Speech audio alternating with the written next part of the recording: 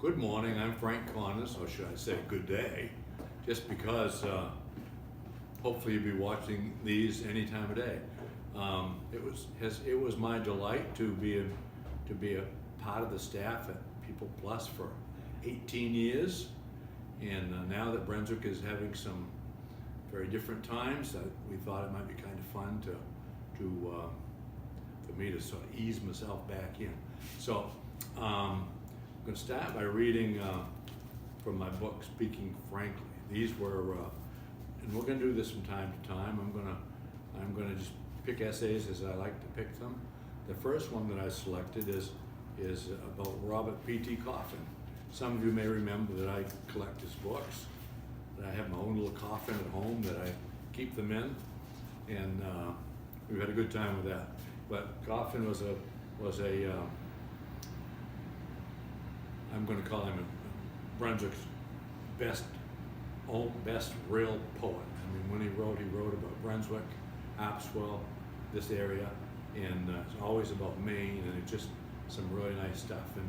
And the first print that we did at People Plus in our Heritage print series was the Coffin story. I have it right here beside me, of course. And anyway, here we go. It's called Meeting an Old Friend.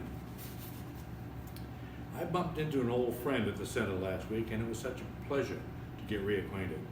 Robert Peter Tristram Coffin was feted by family and friends at the center, and I'm sure, if only in spirit, RPT was back in town for the party. I have always enjoyed reading Coffin books, both his poetry and his prose. He had a unique feel, look, and flair that will always make him special and different from all but a very few Maine writers.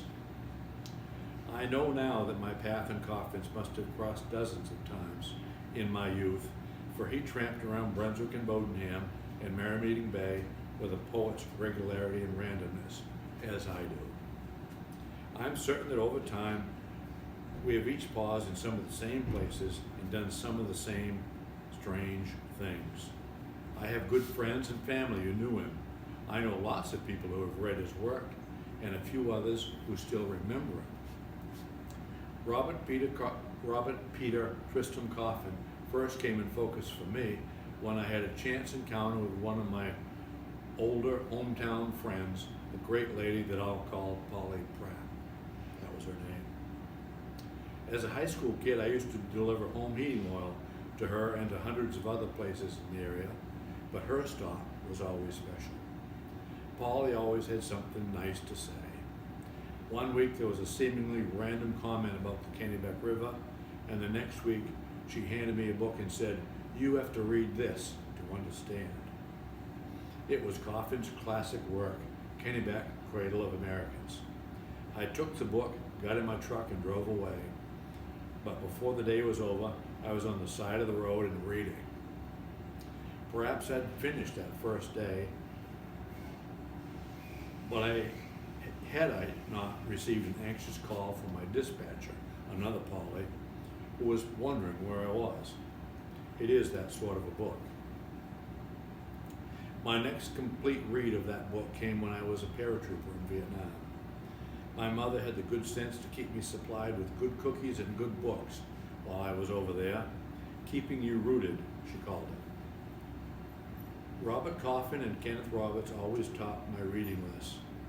I remember Coffin's Cradle book because it was a hardbound edition and it took extra room in my pack. I had to wrap it in little plastic bags so it wouldn't be wet. I was in a hospital the last time I read it, and it was like a window to home. I gave it to a nurse from South Carolina when I left, and I've often wondered if she ever read it.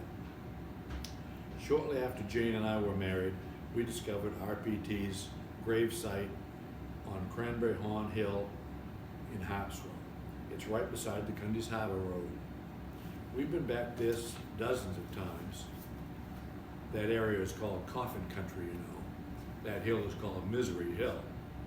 And one birthday, Jane did a colored rubbing of his slate gravestone, had it framed for me, and to this day, it hangs in our living room.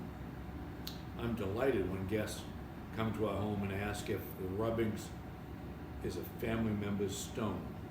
We do admit no, but I'm always secretly pleased by what I call a relation by association. Over the years, I have read and reread chapters from Cradle and other books to my own kids and watched with delight when the stories by Coffin generate questions and ideas in the minds and imaginations of yet another generation. When we lost Jane's younger brother, too many years ago, it was a Coffin poem titled Heavy Names that we offered as a reading at the memorial service. Check it out. Several times I have used Coffin's stories for history presentations at local schools, even local historical societies.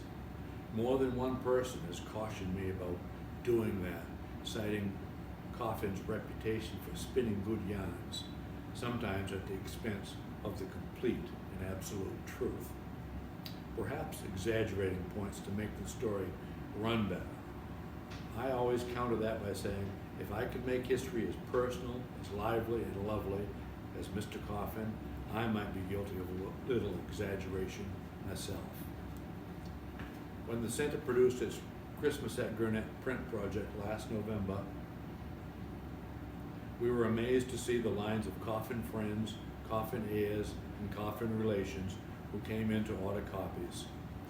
Each seemed to have their own story or two about the poet, about his family, or both, and the common thread always was love with a touch of humor. What a legacy this poet has left us. Last month, when it was so cold I didn't want to do anything but sit beside the wood stove and read, I found myself again with that Kennebec Cradle of Americans back in my lap. It's as good a read as ever, and this beloved man, this Robert Peter Tristram Coffin, is at the very heart of it.